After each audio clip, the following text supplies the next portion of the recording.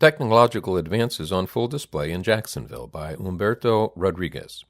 This article includes two photos. Shown first, BVA member William Bates speaking with two representatives from eSight who are seen standing behind a table at their booth in the 72nd National Convention Exhibit Hall. The second photo is of a BVA attendee trying out a pair of glasses from Noir Medical Technologies, also pictured as a representative from Noir Medical, standing behind a table display of eyeglasses. The article, Technological Advances on Full Display in Jacksonville, reads, Mike Taylor had asked me to sporadically write articles for the Florida BVA newsletter, and I had agreed to do so, but was away visiting my son and family in Idaho, and upon my return much work had accumulated in my several hobbies, endeavors that keep me as busy in retirement as I was when I worked. Yesterday, however, my wife Miriam took me to the Hyatt Regency in Jacksonville to visit the fine exposition of many different vendors that, by virtue of being all in one place and ready to explain their respective products, make it easy for a gadget lover like me to stay current of technological advances.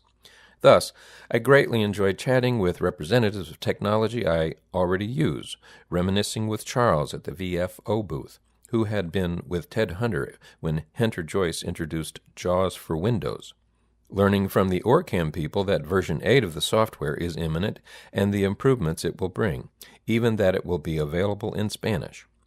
Talk to the people of My Healthy Vet, APH, NLS, and many others whose products or services I already benefit from. Perhaps the most interesting part, however, is touching, trying out, learning about new products, some I had no idea existed, others I had heard or read about but had not had the opportunity to touch, experiment, or try out.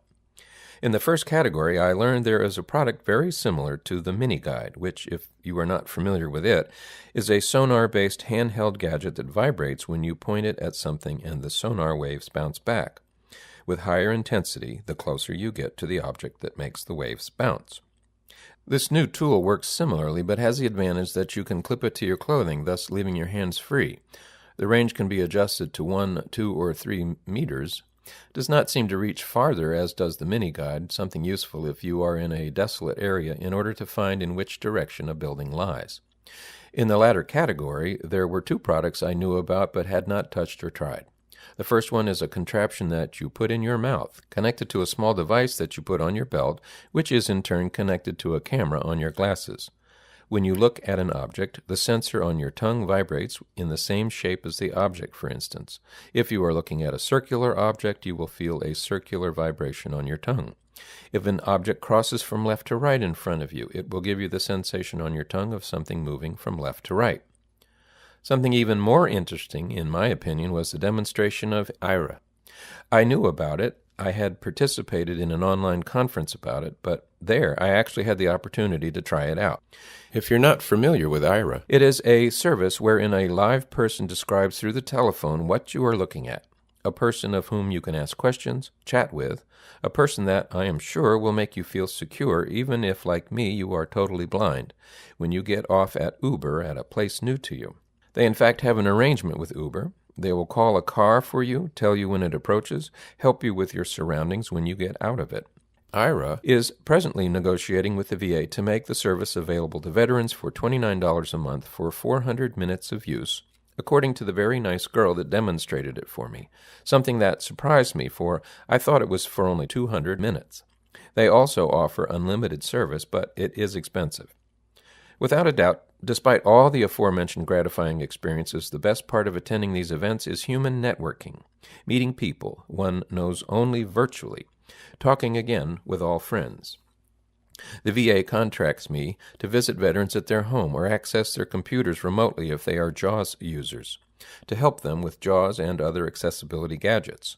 The requests come from the VIST and Bros of Gainesville, Lake City, and Jacksonville, so it was indeed a pleasure when I found Judy Hayes there, my VIST coordinator and a close friend, who introduced me to Daria Wells and Lauren Brooks, VIST and Bros of Jacksonville respectively, both of whom I had maintained correspondence with and spoken on the phone, but had never met in person.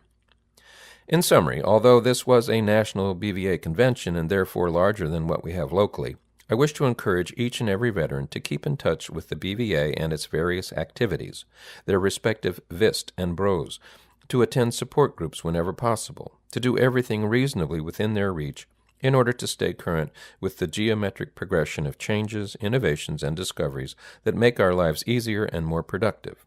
It is our responsibility, since we are fortunate enough to have lost our eyesight as adults, to adapt to new circumstances, use all new technology available to us, and remain productive members of society even in our retirement.